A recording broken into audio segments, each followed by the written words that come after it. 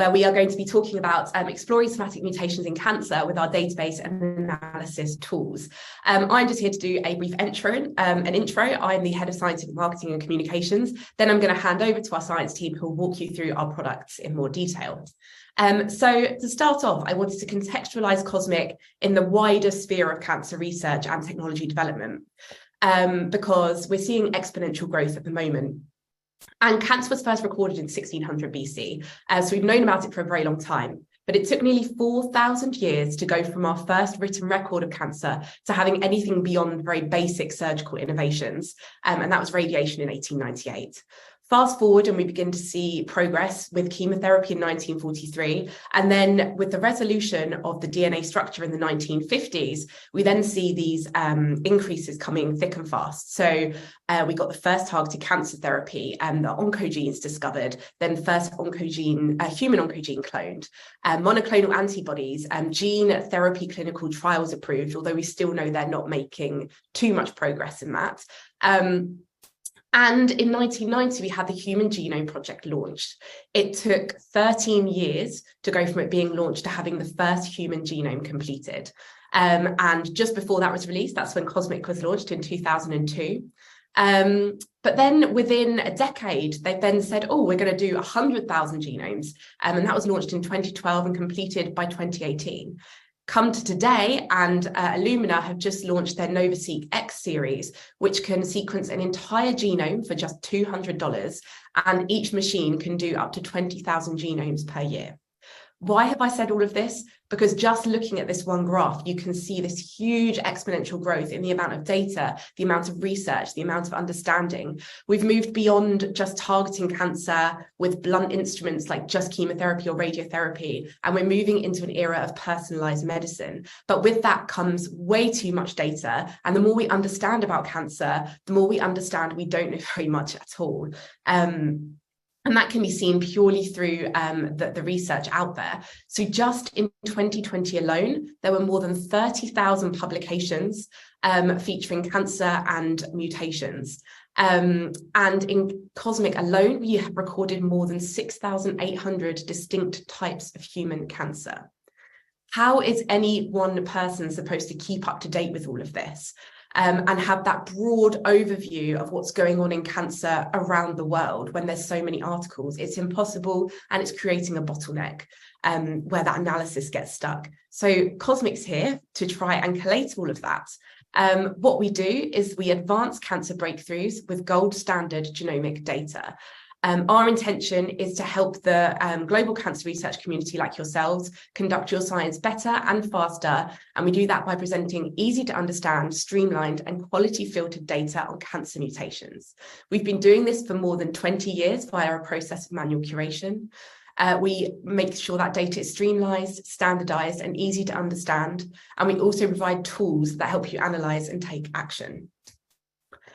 And to contextualize ourselves within this timeline, when we launched in 2002, there were just 4 gene transcripts, and they were the RASs and the RAFs. We had 67,000 samples and 10,000 mutations.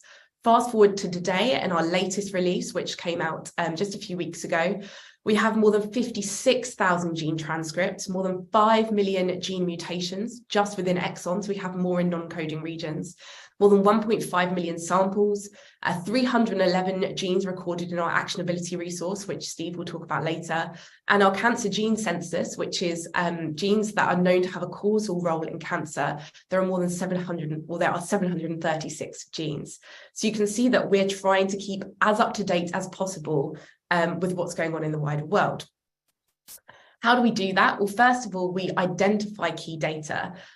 We do that through sifting through the thousands of papers that come out and try and prioritize these for key areas that we know need to be added into Cosmic. And we also partner with big organizations and collaborations to bring in data like the ICGC. We extract that data through semi-automated genome screens, but also this process of manual curation. And that's PhD level experts going through and extracting key insights and data and inputting that. We then standardize that data and annotate that data against key resources such as Ensemble. And then finally, we present that data in two different ways. We have our web analysis and tools, and we also have the download files. Today, we're going to be focusing on more of the web-based tools, but we also would like to follow up in the future with some more about downloads.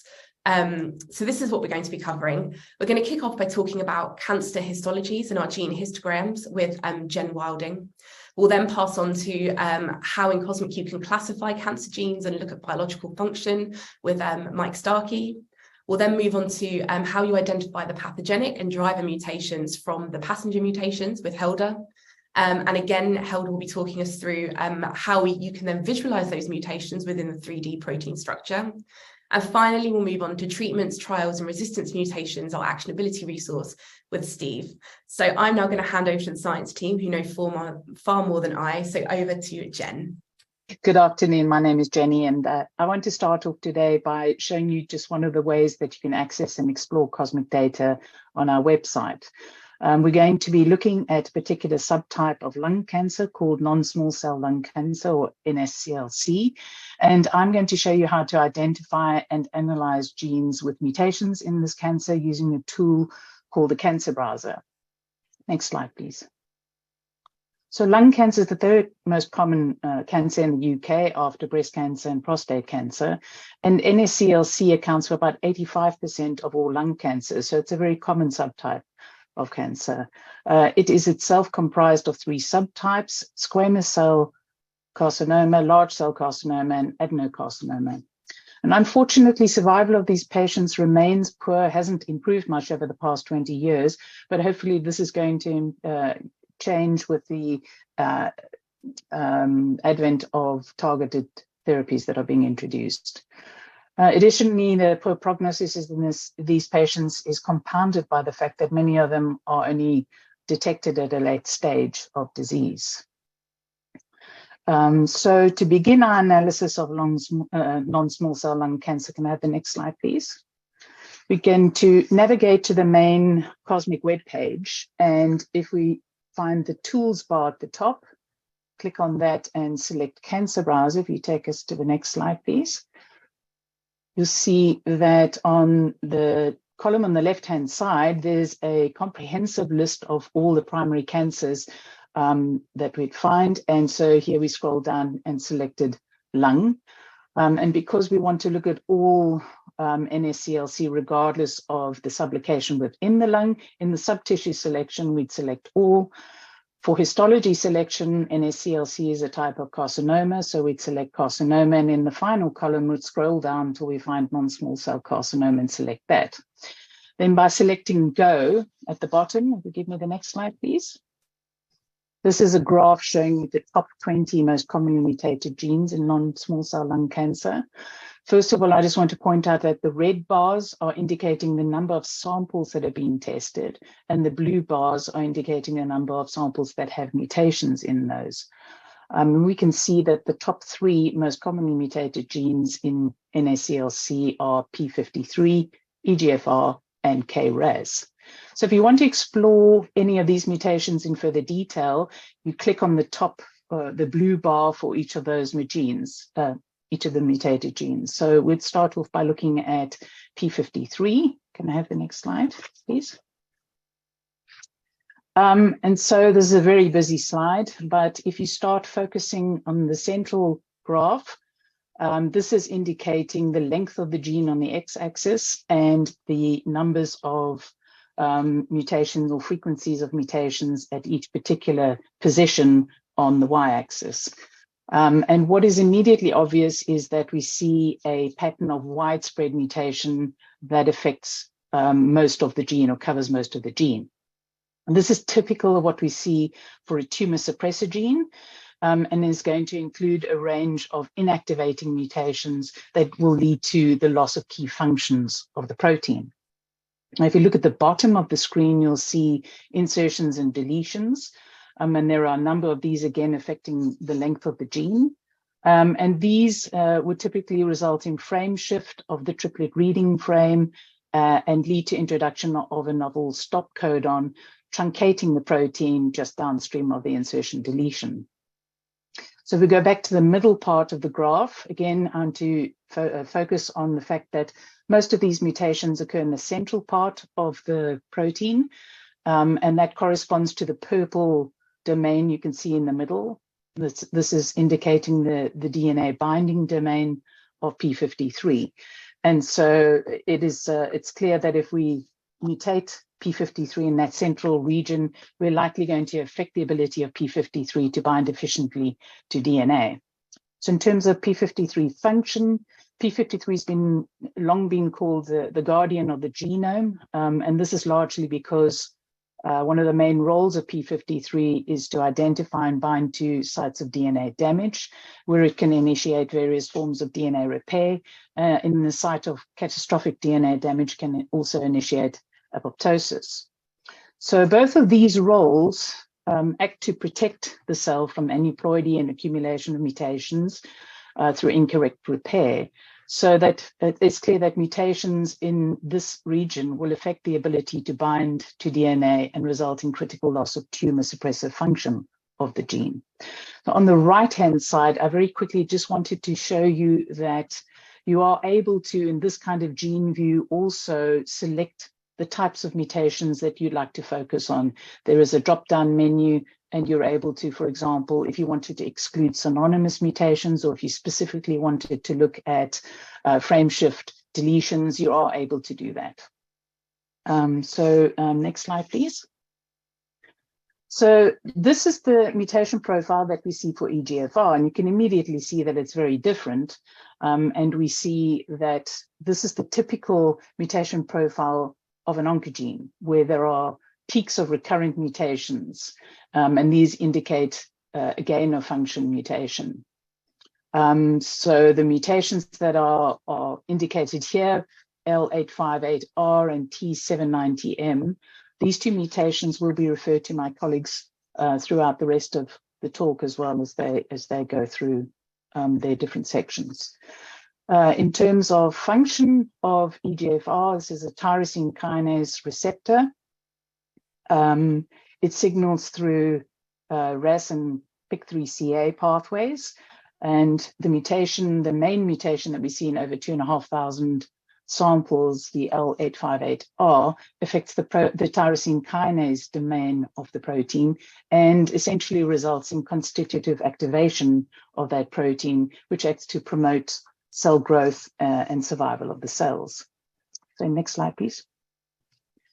This is KRAS, and again, we see the typical mutation profile of an oncogene with gain of function mutation. And here we're really just seeing one main peak, and this is at codon 12. Interestingly, there are a range of mutations that can affect this codon, resulting in replacement of the glycine here with many different alternatives. So it's clear that there is a selection away from glycine at this residue. KRAS functions as an intracellular signaling molecule. It cycles between an inactive form bound to GDP and to the active form bound to GTP. And the result of these mutations at glycine 12 most commonly affect the binding of the GTP form, and in fact favor the GTP form. So the result of that is again constitutive activation of that pathway, resulting in increased cell survival, growth, and migration of the cells. So in summary of this section, I've shown you that you can explore data from COSMIC from a starting point of a specific disease. And we've highlighted some of the commonly mutated genes in NSCLC. And I'm now going to pass you on to my colleague, Mike, who's going to show you some of the additional components of COSMIC that can tell you more about the genes that you want to explore. Hi. The three genes that Jen referred to as being frequently mutated in non-small cell lung cancer are included in COSMIC's cancer gene census.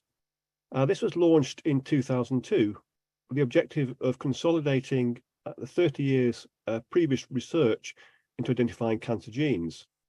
Next slide, please. So the cancer gene census is an ongoing and a manually curated catalogue of genes affected by somatic mutation and or rare pathogenic germline mutation that contribute to cancer development.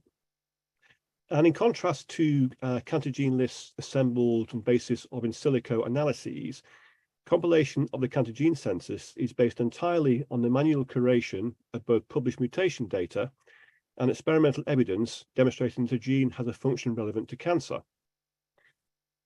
For each gene in the census denotes the types of cancer most frequently affected by somatic alteration and or rare pathogenic germline mutation, the roles of the gene in cancer as a tumor suppressor, an oncogene, or a fusion gene, and the types of mutation that affect the gene in cancer. The census is widely regarded as a benchmark. It's used for actually validating potential cancer genes identified through research. And within the census, the genes are partitioned into each of two tiers on the basis of the strength of a gene's association with cancer. Next slide, please. So for the 578 genes in tier 1 of the census, an activity relevant to cancer has been demonstrated. And there's also experimental evidence that the mutations of the gene in cancer change the activity of the gene product in such a way that promotes oncogenic transformation. Tier 1 genes also have a somatic mutation profile that allows the gene's role in one or more cancer types to be designated. For the 158 genes in tier 2 of the census, there's also a strong indication of a role in cancer, but the functional evidence is less well established, and all the somatic mutation profiles are less clear. Genes which are solely dysregulated by promoter hypermethylation are included in tier 2 of the census. Next slide, please. So for 60% of census tier 1 genes, we have created hallmarks of cancer annotations. So the hallmarks of cancer are the well-defined phenotypic traits which are common to cancer cells. 6 cancer hallmarks were first defined by Hanahan and Weinberg in 2000, and they described a further 4 hallmarks in 2011.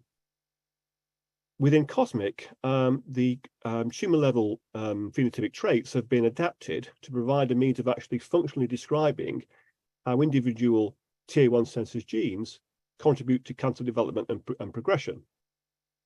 Each hallmark of cancer gene page denotes which cancer hallmarks are affected by a wild-type gene product and whether the wild-type protein has a promoting or suppressive effect on each of the affected cancer hallmarks.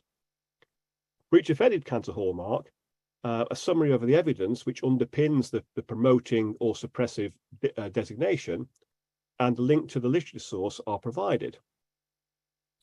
And in addition to the hallmark functional annotations, each hallmarks of cancer gene page has up to an additional 12 data fields. And these data fields provide summaries of a gene's function, its role in cancer, how the gene is altered in cancer, and the impact of coding mutations on protein function. Next slide, please. So this is the hallmark gene page for EGFR, one of the genes most frequently mutated in non-small cell lung cancer. And looking at the wheel at the middle at the top of the slide, what this shows us is that the wild-type EGFR protein promotes 6 hallmarks of cancer. And this is indicated by the presence of the bright green bars adjacent to each of the affected hallmarks. The evidence for these promoting designations are provided in the text fields shown on the right-hand side of the screen. If the wild-type EGFR protein has a suppressive effect on any of the hallmarks, then that will be indicated by a bright blue bar, which again would be adjacent to the affected hallmark, and that would be shown in the kind of outer blue ring of the wheel. On the left-hand side of the screen, we have the additional annotations that I referred to previously. Next slide, please.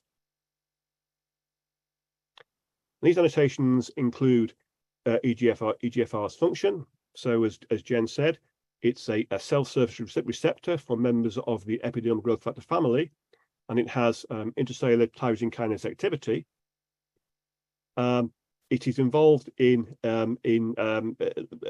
various signaling cascade pathways, including the mitogen-activated protein kinase pathway, and it's activated following binding of a ligand, which results in its dimerization and autophosphorylation.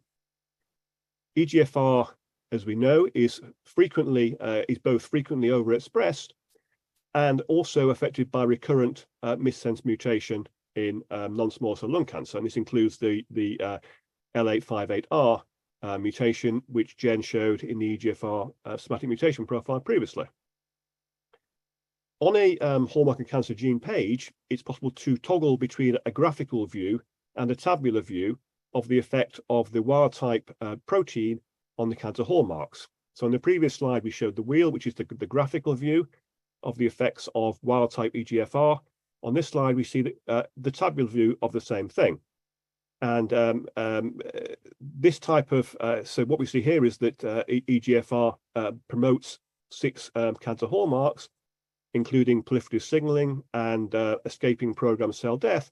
And this type of multi-hallmark promoting profile is very indicative of an oncogene.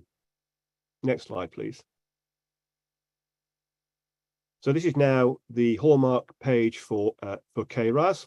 And again, looking at the wheel at the top of the screen, we can actually see that wild-type KRAS has a promoting effect on 6 cancer hallmarks, and actually has both a promoting and suppressive effect on the 7th hallmark. Next slide, please. Looking at the hallmark table now, we see that the wild-type KRAS both promotes and suppresses the hallmark escaping apoptosis. And this actually is a nice illustration of how the hallmark annotations capture those instances where the effect of a wild-type gene on a given cancer hallmark is context, indeed often cell type specific. The additional annotations for KRAS again include a summary of its function. It's the GTPase that converts GTP to GDP. It's involved in the mitogen-activated protein kinase signaling pathway, which controls cell growth, division, and differentiation. It's localized in the cell membrane and is activated by binding to GTP. And this event is actually promoted when a growth factor binds to a ligand such as EGFR. KRAS is affected by multiple missense mutations at codon 12 in various cancers, particularly colorectal cancer, pancreatic cancer, and non-small cell lung cancer. And these codon 12 mutations have the effect of impairing KRAS's GTPase activity, meaning it remains bound to GTP, thereby activated, and therefore we have signal transduction in the absence of ligand binding to the cell-surface receptor. Next slide, please. One of the challenges in cancer research is actually delineating pathogenic mutations which may potentially drive cancer development and progression from secondary or so-called pathogenic mutations which arise as a consequence of cancer-associated genome instability. I'll now pass you over to my colleague Helder, who will initially tell you about Cosmic's cancer mutation census, which actually assists the identification of pathogenic mutations. Thank you, Mike. Hello, everyone. My name is Helder. I am a senior bioinformatician at the science team at Cosmic. So far, we have been talking about important mechanisms that are used by cancer cells and the genes that may play a role in cancer development. But the next 2 resources, we're going to focus on the mutations themselves. First, I will introduce the Cancer Mutation Census, or CMC, that classifies the cosmic coding mutations in their importance in cancer development using 4 tiers. And then we're going to talk about Cosmic 3D, which shows the impact of those mutations in the protein structure and interfaces. Next slide, please. So there are millions of mutations created by Cosmic, but how do you know how important they are for cancer research? So every coding mutation is analyzed by the cancer mutation census or CMC pipeline. And one of the outputs is the ranking of that mutation, which is spread across 4 tiers. So tier 1 means that mutation role in cancer has been well studied, and it must play an important role in pathogenesis, while tier 4 means that there is no evidence level that mutation has a role and probably is a passenger mutation. So this resource combines data from manual curation, which includes the number of samples where that mutation occurred, also the frequency of that mutation across all the samples, and the DNDS value. That is an indicator of selective pressure. We also use data from external sources that is also taken into account for these tiers. They are the ClinVar evidence level that classifies the pathogenicity of mutations at the germline level, and also the population frequency of that mutation. Next slide, please. So when we search for a gene, in this case, EGFR, we can see the occurrence of all the mutations along the protein, right? So we can see that there are a lot of mutations created in COSMIC, but only a few have been classified as tier 1. So only a few we know for sure they play a role in cancer and they are pathogenic. So bear in mind that this graphic, only the genomic mutation with highest tier is shown. So in each column, we may have several kinds of genomic mutations, right? But only the one that has the highest tier is color-coded here. Next slide, please. Okay, so in the gene region view, you can see the values of the variables used to classify the mutations. And there is an interesting fact here is that the second tier mutation, so the last one, doesn't have any occurrences in COSMIC in the mutation per AA track, as you can see. I'm not sure. Can I point? Yeah, no, to the right. Yeah, never mind. Yeah, so you can see there are these 2 bars under the second tier 1 mutation, and there is an empty space for the mutation per amino acid. But because the ClinVar evidence level is quite high, so it is one of the germline mutations that is connected with cancer with very high evidence level, it is a tier 1 mutation. On the other hand, we have in the beginning of the gene, we have this orange cluster of mutations that has a lot of occurrences in COSMIC, even at the amino acid level, as you can see with those 3 mountains. But there is no data for calculating the NDS values. So we cannot put those mutations as tier 1 pathogenic cancer mutations. Next slide, please. So if we click in one of those columns, right, in one of those bars, we will get the clock diagram for each annotated genomic mutation. So different genome level mutations can lead to the same amino acid substitution. So for instance, the red one, the tier 1, the first mutation, leads to the same amino acid substitution as the first one in tier 3, so from L to R. But at the genomic level, the cause for that mutation is quite different. So the first one is just a normal base substitution, while the second one is a deletion insertion mutation that is quite different. And also, we also have in this view, even the synonymous mutations, like the 2 last white ones that are just passenger mutations probably. And but we still put them into the resource because we never know if they can be important later on. Next slide, please. So for KRAS, as we saw with Mike, we have 6 recurrent mutations in the beginning of the gene.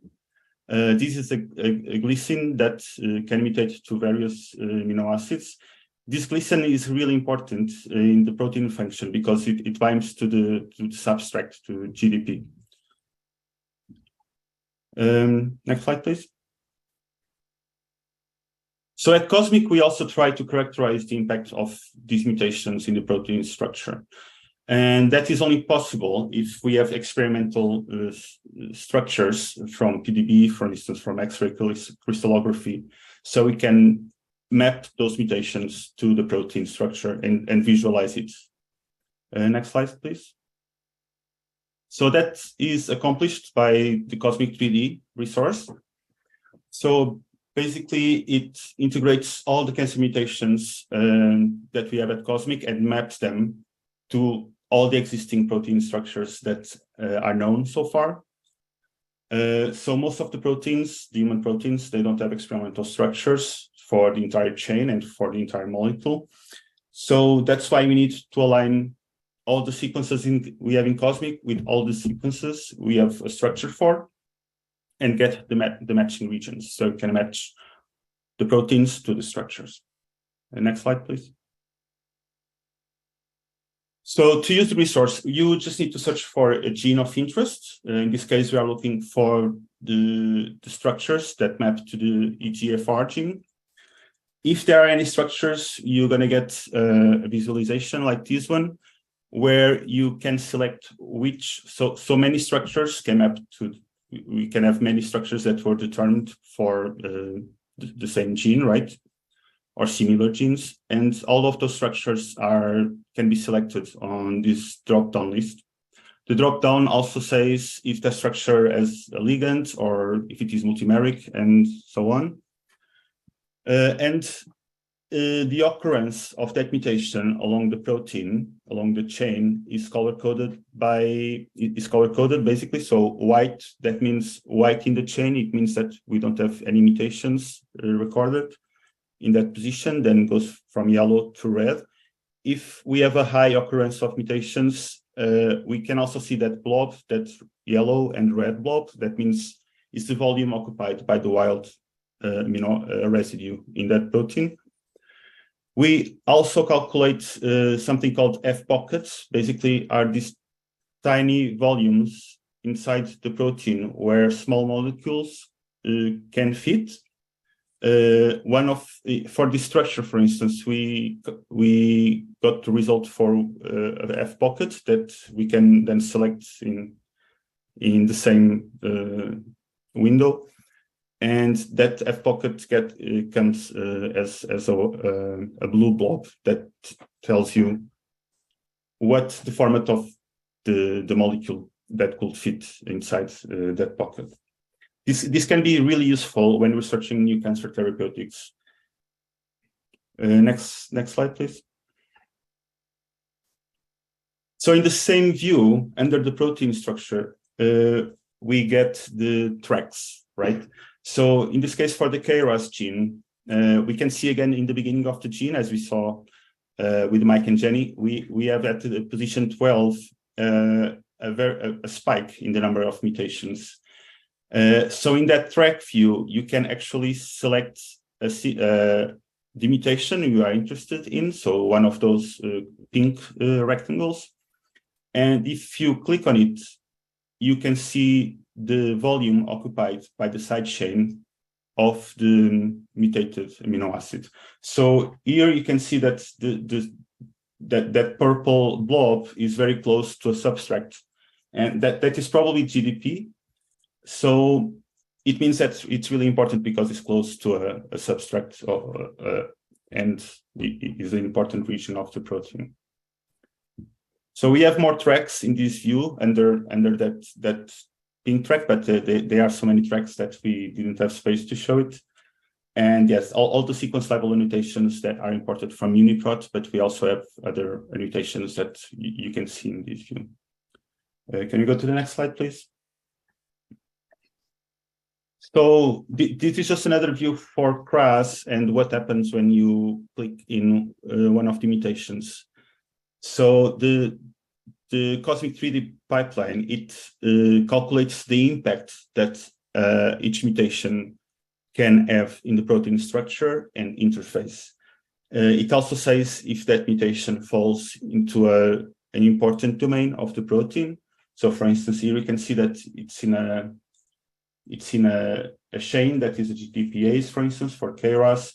We also calculate if that mutation destabilizes or stabilizes the protein or has no impact. We also can see in this view. And if it is a glycine to another amino acid, that usually it means that it's an important mutation. So we also record that in this mutation impacts list. So that's all about CMC and Cosmic 3D. So next we got Steve Jupe talking about Cosmic Actionability, an important database for clinical trials for cancer therapies. Cheers. Thanks, Helder. Hi, everybody. My name is Steve Jupe, and I'm going to talk to you today about treatments, trials, and resistance. So Cosmic, everything that you've seen so far is basically Cosmic's efforts to aid people in the world of cancer research. And of course, the ultimate goal of all of that research is to identify cures for cancer. So the good news is there are cures for cancer. There are treatments which are available. Those have been identified via the process of clinical trials. And the question then that you might ask if you're a clinician or a patient is which of the mutations, which of the variants are in fact treatable. So next slide, please. So Cosmic Actionability is one of the most recent parts of Cosmic. It started in March 2021.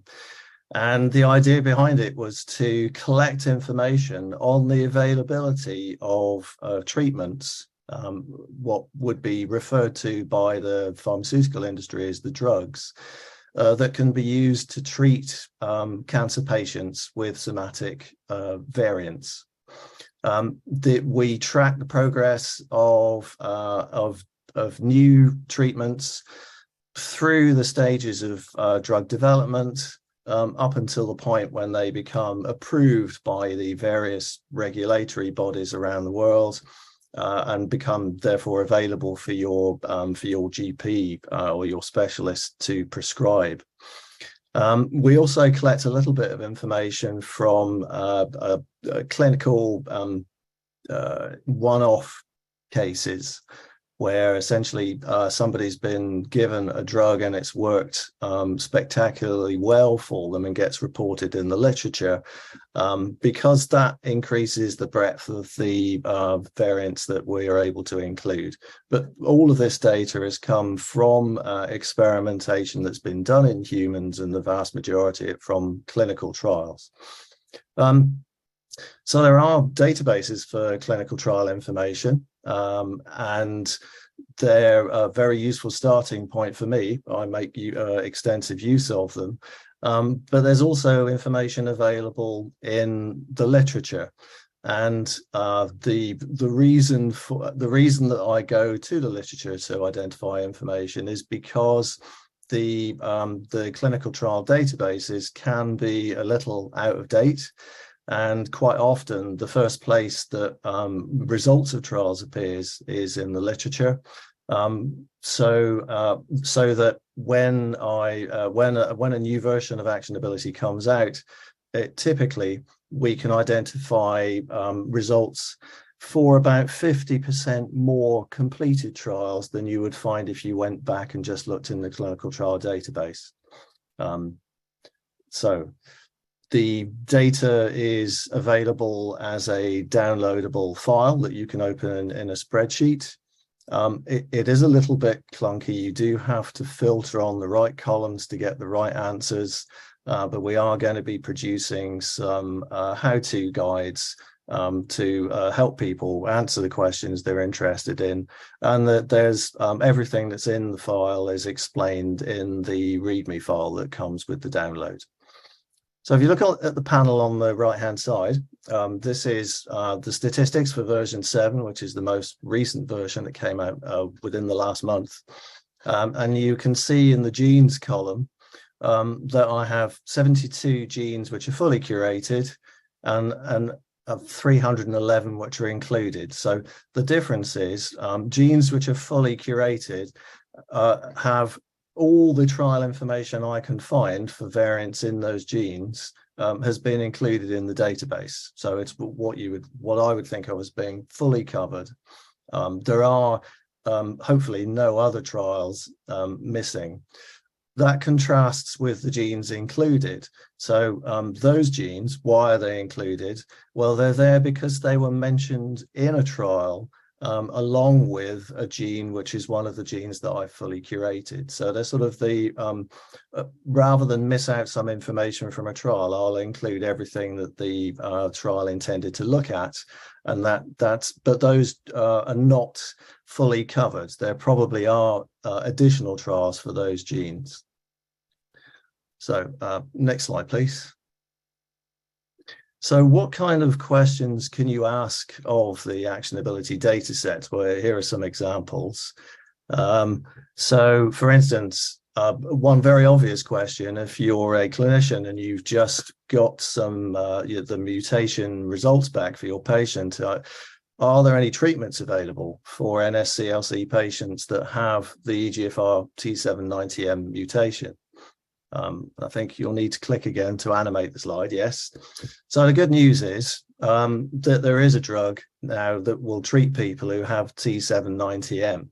So T790M is interesting because it is in fact a resistance mutation. It prevented the action of the first generation of EGFR targeting drugs, things like gefitinib and erlotinib, which came out in the early 2000s.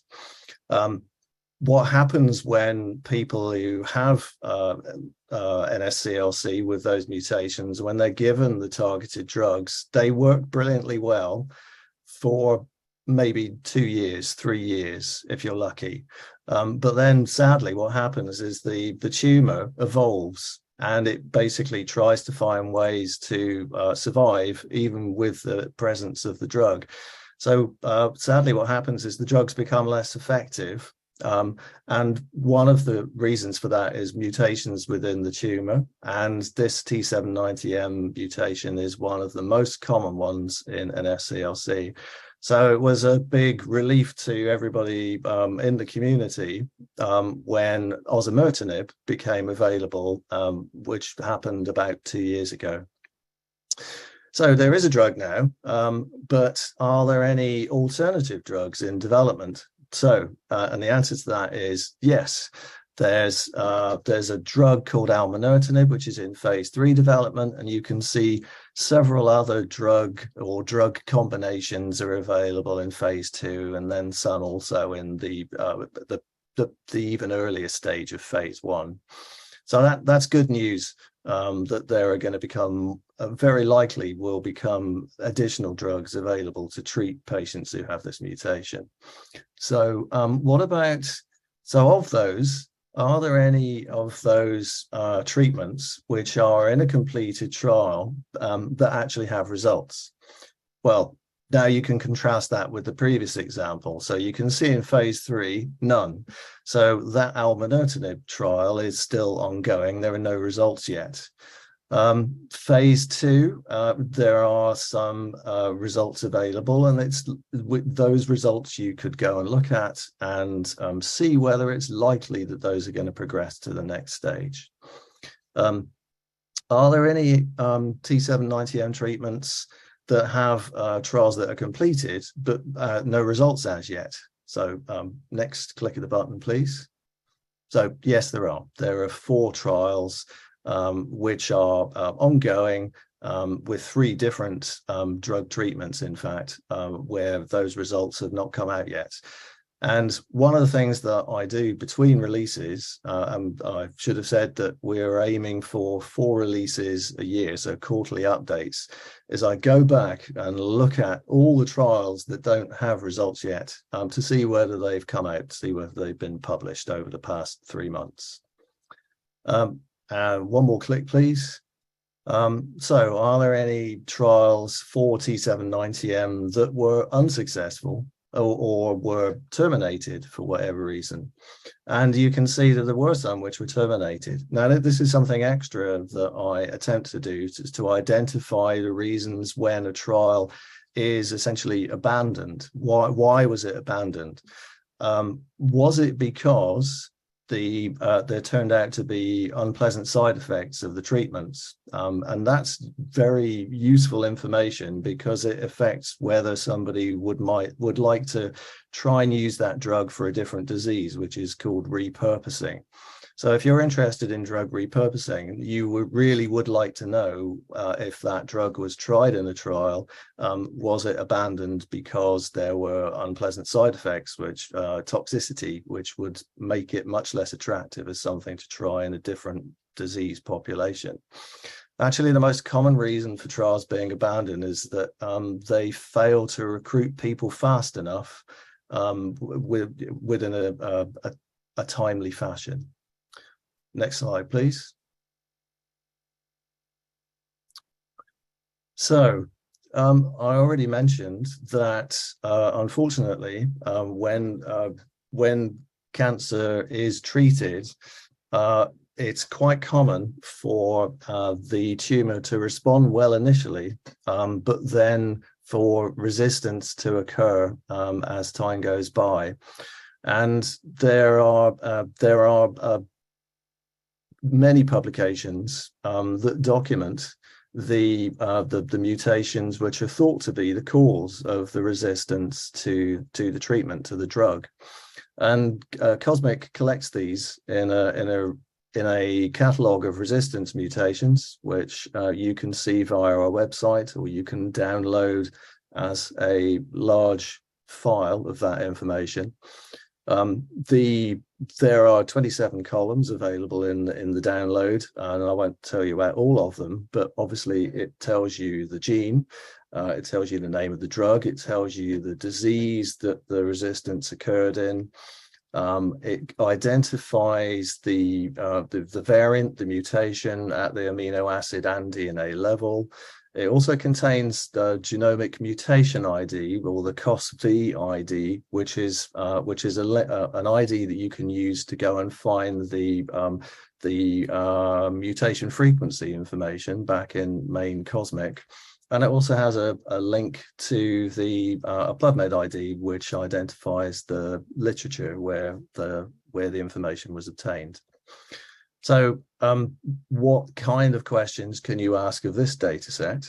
Well, for instance, which mutations have data that confer resistance to imatinib? So within our data set, there are actually 156 different mutations that are believed to cause imatinib resistance, mostly in the genes KIT, ABL, and PDGFRA, and a few others. Another question you might want to ask is, are there any EGFR mutations which are known to lead to osimertinib resistance? So think back to the actionability example. Osimertinib is this relatively new drug for treating NSCLC, but already within our resistance data, there are 41 different mutations that have been identified, which have been reported to cause osimertinib resistance, and there are 3 examples shown there.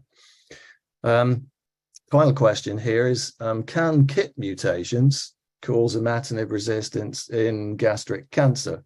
And the answer is yes. There have been 40 reports, 10 different point mutations, including a couple of fairly well-known examples that have led to imatinib resistance. Okay, so thank you. Next slide. I'll hand back to Rebecca. Hello. Yes, that's me back, isn't it? It's got very dark in this room since I last spoke.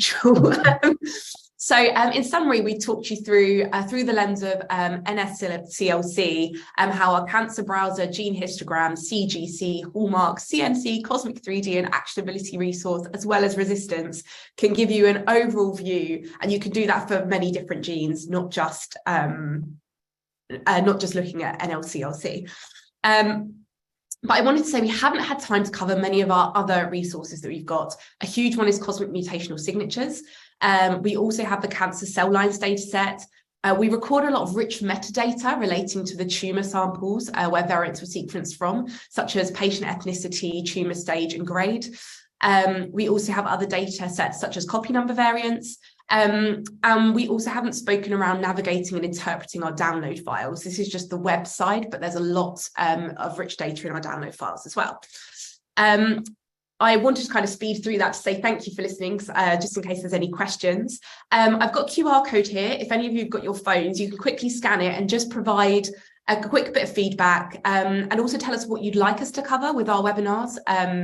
For us, we're very new into kind of delivering webinars, but we'd like to make sure we're providing training for you in the things that would be most useful. So please do take the time to just quickly fill that out. You can also ask any questions to us via Twitter. We're on @CosmicSanger, or you can email us at cosmic@sanger.ac.uk. So we're really looking to try and understand the needs of our wider community more and make sure that we're communicating with you in the best way possible. So I think with that, we'll go into the Q&A session. Many questions have already been answered, but for any of the questions that have already been answered, if speakers have any additional comment to add, they can also add it right now. Yes, there is a question I was not able to answer about mutations on UniProt. This is from Elodie, about mutations on UniProt that can't be found in Cosmic. So there are several possible reasons for that. It may be that UniProt is not in sync yet with the latest release of Cosmic on it, or it can be in older version, genome version. So my advice is to message us on our website, and we're going to have a look and reply and see what's going on.